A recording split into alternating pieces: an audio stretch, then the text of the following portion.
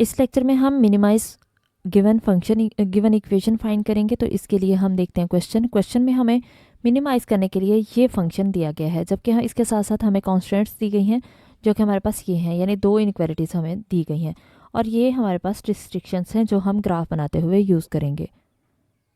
तो सोल्यूशन के लिए हम सबसे पहले इसके एसोसिएटेड इक्वेशंस फाइंड करेंगे जो हमें गिवन कॉन्स्टेंट्स हैं, और वो कौन कौन सी हैं, ये दोनों। इन दोनों की हम एसोसिएटेड इक्वेशंस कैसे लिखेंगे, ये ग्रेटर देन इक्वल टू है तो इसकी जगह इक्वल टू लिख देंगे। तो ये हमारे पास इक्वेशन 1 और इनक्वालिटी फर्स्ट और सेकंड की दो इक्वेशंस आ जाएंगी। अब हम इनके एक्स इंटरसेप्ट फाइंड करेंगे। तो एक्स इंटरसेप्ट के लिए हम क्या करेंगे, y को 0 पुट करेंगे इक्वेशन 1 और 2 में। तो x यहाँ पे हमारे पास फर्स्ट इक्वेशन में था x प्लस वाई, तो y की जगह हमारे पास 0 आ जाएगा। x प्लस 0 x ही होता है, तो x किसके इक्वल आ गया, 3 के। ये हमारे पास पॉइंट आ गया। इसका पॉइंट क्या होगा, 3 0, यानी x की वैल्यू 3 है तो y की वैल्यू 0 है। जब हम 0 पुट करेंगे y की जगह तो x की वैल्यू हमें 3 मिलेगी। और पॉइंट लिखते हुए हम पहले x की वैल्यू लिखते हैं फिर y की। अब हम इक्वेशन 2 में भी y की जगह 0 पुट करेंगे तो 5 इंटू 0 0 होता है, 7x प्लस 0 कितना हो जाएगा, 7x। अब 7 इधर मल्टीप्लाई हो रहा है, जब इक्वल की दूसरी साइड पे जाएगा तो ये डिनोमिनेटर में आ जाएगा, यानी 35 डिवाइडेड बाय 7 आ जाएगा। तो कितना आएगा, डिवाइड करके 5 आ गया। x की वैल्यू 5 आई तो हमने लिख दिया 5 इंटू 0, ये हमारे पास पॉइंट आ गया। अब y इंटरसेप्ट फाइंड करते हैं, उसके लिए पुट करेंगे x को 0 इक्वेशन 1 और 2 में। तो x की जगह हमारे पास क्या आएगा, 0 प्लस वाई, यानी यहाँ पे x था तो x की जगह 0 आ गया, 0 प्लस वाई इक्वल 3 आ गया। तो 0 प्लस वाई वाई ही होता है, y की वैल्यू 3 आ गई, तो हमारे पास पॉइंट क्या होगा, 0 3। अब इक्वेशन 2 में हम पुट करेंगे 7 इंटू 0, क्योंकि हमारे पास x की वैल्यू 0 है तो x की जगह हमने 0 पुट कर दिया। 7 इंटू 0 0 होता है, 0 प्लस 5y ही आएगा। अब 5 इधर मल्टीप्लाई हो रहा है, जब इक्वल की दूसरी साइड पे जाएगा तो डिनोमिनेटर में आएगा, यानी 35 डिवाइडेड बाय 5 आएगा। तो हम इसको डिवाइड करेंगे, हमारे पास आंसर कितना मिलेगा, 7। तो पॉइंट हमारे पास क्या आ गया, 0 7। अब हम इनके टेस्ट पॉइंट चेक करते हैं। टेस्ट पॉइंट के लिए हम पुट करेंगे 0 0, यानी x की जगह भी 0 और y की जगह भी 0। तो फर्स्ट इनक्वालिटी में ये हमारे पास ग्रेटर देन इक्वल था, इक्वल नहीं लगाएंगे। जब भी टेस्ट पॉइंट चेक करेंगे हम जस्ट इनक्वालिटी का साइन लगाएंगे जो कि ग्रेटर देन है। तो 0 0 आएगा, x की जगह भी 0 और y की जगह भी 0।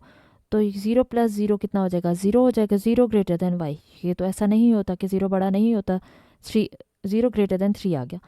तो 0 ग्रेटर देन नहीं होता 3 से, 0 छोटा होता है 3 से, तो ये फॉल्स हो गया। अगर ये फॉल्स है तो हम कह देंगे कि इस इनक्वालिटी का graph towards the origin side नहीं होगा। जब भी फॉल्स होगा तो हम कहेंगे will not be towards the origin side. अब हम पुट करेंगे 0 0। सेकेंड इनक्वालिटी में तो 7x प्लस 5y था, तो x की जगह भी 0 आ गया, y की जगह भी 0 आ गया। 7 इंटू 0 0 होता है, 5 इंटू 0 भी 0 होता है, 0 प्लस 0 0 आएगा। 0 लेस देन 5, यानी 0 छोटा है 35। तो 0 छोटा है 35 से, ये ट्रू हो गया। अगर ये ट्रू है तो हम कह देंगे कि इस इनक्वालिटी का graph towards the origin side होगा। अब हम देखते हैं इसका ग्राफ के लिए हमने x इंटरसेप्ट और y इंटरसेप्ट से 4 पॉइंट्स फाइंड किए थे, वो चारों पॉइंट्स हमने यहाँ पे लोकेट कर दिया जहाँ पे ये आ रहे थे। तो इनको मैच करेंगे तो हमारे पास ये मीट करवाने से हमारे पास इक्वेशन 1 और इक्वेशन 2 आ जाएगी, यानी दो लाइन्स आ गई। अब हमने देखना है इनका रीजन, फिजिबल रीजन कौन सा होगा।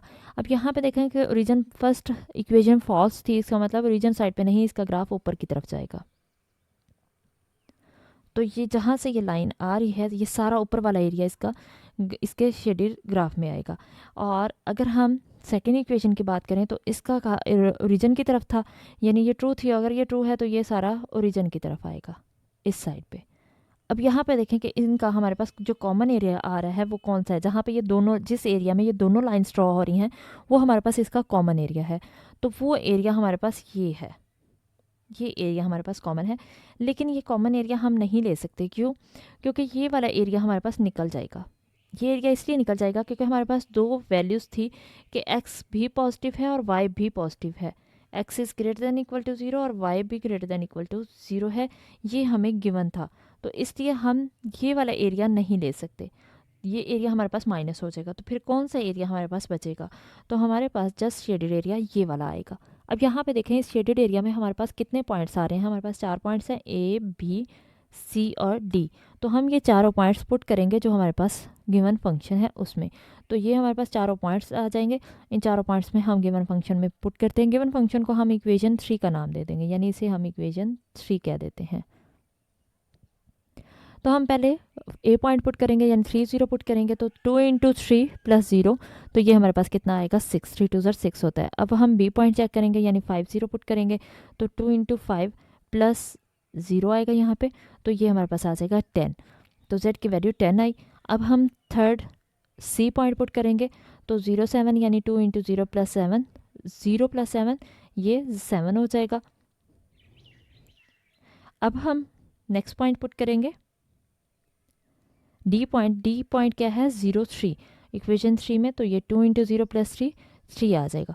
तो हमें फाइंड करनी थी मिनिमम वैल्यू, तो मिनिमम वैल्यू यहाँ पे चेक करेंगे सबसे छोटी वैल्यू कौन सी है, ये 6 है, ये 10 है, तो 10 बड़ा है 6 छोटा है, 7 है तो अभी तक 6 छोटी वैल्यू है, लेकिन यहाँ पे 3 आ गया, तो 3 सबसे छोटी वैल्यू है इन चारों वैल्यूज़ में से।